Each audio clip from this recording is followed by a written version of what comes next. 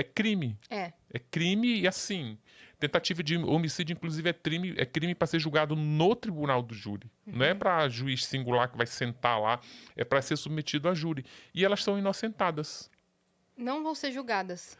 O Ministério Público já foram julgadas e foram inocentadas. Elas foram absolvidas pelo tribunal do júri. De fato aconteceu, não é que Não, anulou ou nada disso. não, elas saíram elas saíram Com a sentença de inocente, E inocentada. a Flor de Lis está condenada há quanto tempo? 50 anos. Mas sabe que tem uma coisa curiosa? Eu já vi muito júri, eu acompanho o júri. Tinha uma época que meu hobby era ir pro tribunal do júri, aquele fórum da Barra Funda, gente, quem gosta, tem júri aberto praticamente todos os dias de manhã. Eu entrava lá, às vezes tinham 4 júris simultâneos. Como não são crimes de mídia, ninguém fica nem sabendo, mas que só vai para tribunal do júri quem atenta contra a vida de alguém, quem mata, tipo, matou. E eu acho que estupro também vai, se eu não me engano.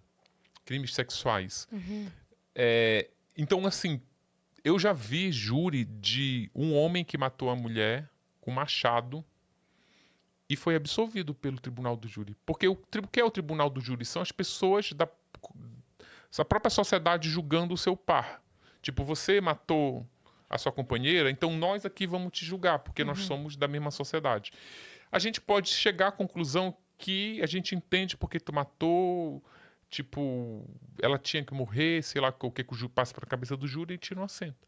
No caso desse cara que matou a mulher à machadada e ele foi inocentado, o júri achou melhor inocentá-lo porque eles tinham 7 filhos, assim, uma escadinha de criança. Aí o advogado dele disse, olha, eles já perderam a mãe, porque ele matou a mãe. E ele matou a mãe porque a mãe traiu ele e foi humilhar ele lá no ambiente de trabalho. Ou seja, as pessoas ficam compadecidas. E aí disseram, se vocês condenarem ele, ele vai preso, essas crianças aqui todas vão pro abrigo, vão virar menor infrator. Aí o júri resolveu inocentar. Meu Deus. E a decisão do júri é soberana, não cabe nem recurso. Você pode tentar anular. E o pior é que você falando isso agora, eu acho que eu tenderia a ir junto nesse voto. Por conta das crianças. Não, por conta da situação toda. Sim. No primeiro momento que você falou, eu pensei assim, como inocentaram? Aí depois você relatou a história toda, eu falei, cara, entendi. Não, e eu ainda vou te dar 2 detalhes que tu vai ficar ainda mais, que tu, se fosse jurada, tu ia absolver. Que eles tinham 7 filhos. E ele mata com machado, porque ele trabalhava num açougue, ele trabalhava quando chega com as peças de carne em açougue de bairro, ela chegou inteira. Então tem um ambiente atrás em que eles ficam cortando para pendurar lá. E ele estava com os amigos do trabalho e ela tinha bebido, a mulher, e descobriu com uma vizinha que ele já sabia que ela traía ele lá com outro cara. Aí ela, em vez dela esperar ele chegar em casa, ela vai querer resolver lá no ambiente de trabalho dele, com todos os companheiros de trabalho dele. E ela diz, vamos conversar. Ele diz, não, vai para casa que a gente conversa. Só que ela estava bêbada, né? Vamos conversar agora, eu quero logo explicar tudo o que aconteceu. Ele, não, vai para casa que eu estou trabalhando. Daqui a pouco a gente conversa. Aí ela fica irritada, ela diz assim, quer saber? Tu é corno mesmo. Olha, eu transei com fulano, com Beltrano, e quer saber mais? Esse filhinho mais novo nem é teu, que tu tá criando aí, feito filho. Aí ele fica... Furioso. Vai, ele pega ela pelo cabelo, bota e dá uns cortes lá. No tribunal, que aí no tribunal é assim, né? A defesa, a acusação, no final da sessão, entra as considerações finais, onde os advogados e o promotor tentam dar a cartada final para convencer o júri.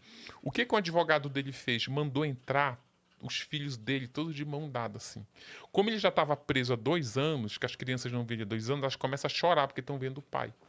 Aí o advogado aproveita, ou todo mundo se comove com a cena das crianças. Claro. Aí ele fala, tá vendo?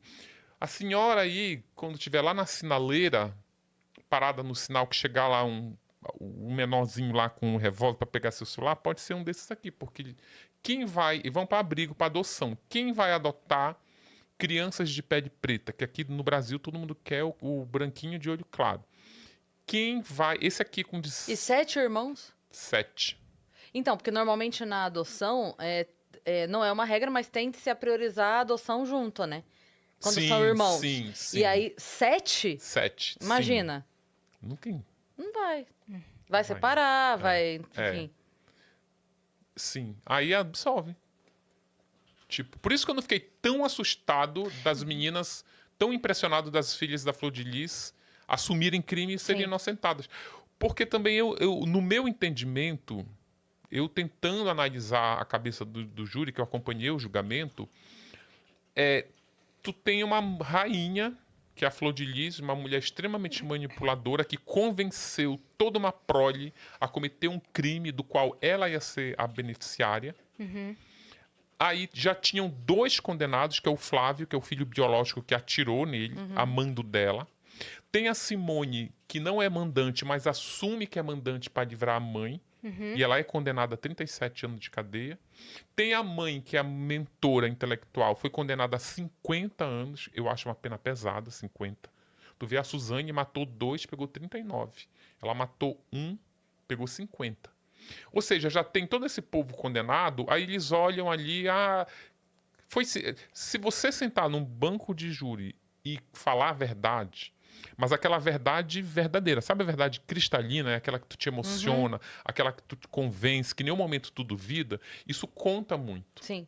Isso conta porque ela explica, a Marzi, essa que foi absolvida, apesar de ter contratado o matador de aluguel para matar o pai adotivo lá, ela tem uma história de abusos sexuais na família, sabe? Histórias pesadas de abuso sexual. Abuso sexual tem um abuso que é muito pesado, que a criança ela começa a ser abusada antes de ter a sexualidade desenvolvida, e esse abuso se perpetua durante essa fase, e ela desenvolve a sexualidade sendo abusada, ela até se apaixona pelo abusador. Ela se apaixona, tanto que no caso dessa menina, quando um tio-avô já estava abusando de outra coleguinha dela, ela fica com ciúme. Ela não quer mais, sabe? E era um momento... Tem uma outra história também de um avô que abusava de uma neta, e até a advogada da Flor de Lis, ela contou, estou contando aqui porque ela contou abertamente essa história. Ela era abusada pelo avô quando ela era criança, continua sendo abusada quando ela era adolescente, e ela dizia que depois do abuso deitava abraçada com o avô porque ela gostava, mas não tinha essa noção do que estava se passando. Então, essas nuances do criminoso comove o jurado. Tipo, gente, olha o que essa pessoa passou e agora jovem. Tem essa mãe que mandou matar, que é o demônio, essa mulher, agora eu vou, penalizar essa. Normalmente a imensa maioria das pessoas recebe a notícia, né? A absolvição ou não da pessoa.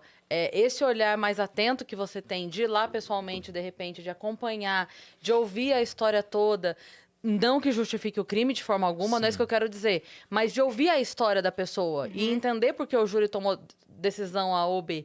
Então, nesse caso, por exemplo, que você falou, é o que eu falei, né? Quando você falou, o cara matou a mulher machada, foi absolvido. Minha primeira reação é tipo assim, o quê? Como? Aí você conta a história e fala, cara, eu tendo sempre a tentar